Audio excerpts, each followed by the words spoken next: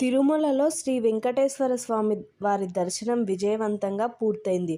ఎన్నో రోజుల ఎదురుచూపులు తర్వాత స్వామివారి సన్నిధిలో కొన్ని క్షణాలు గడపటం జీవితంలో మర్చిపోలేని అనుభవం.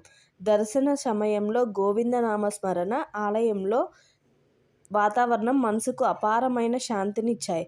బస్సులో కిందకి వస్తూ అలిపిరి ఘాట్ రోడ్ ద్వారా ప్రయాణిస్తున్నప్పుడు కనిపించే ప్రకృతి అందాలు, మలుపులు, పచ్చని కొండలు ఇవన్నీ కలిపి యాత్రను మరింత ప్రత్యేకంగా మార్చాయి.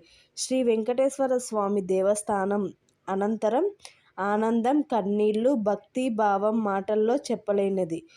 ఈ దివ్యమైన అనుభూతి మీకు పంచుకోవాలని షేర్ చేస్తున్నాను.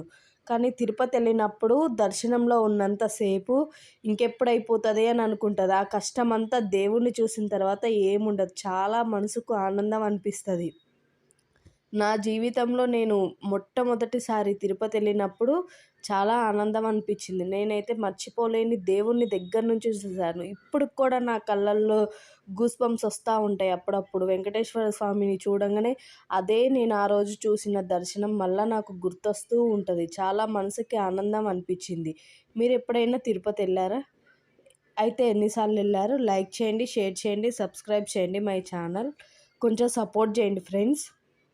వస్తూ ఉంటే చాలా మంచిగా అనిపించింది మాకైతే. అక్కడ నుంచి కొండపై నుంచి కిందకి దిగి మేము శ్రీ విష్ణు నివాసంలో రెస్ట్ తీసుకున్నాం కొద్దిసేపు. తర్వాత హైదరాబాద్కి బయలుదేరాం.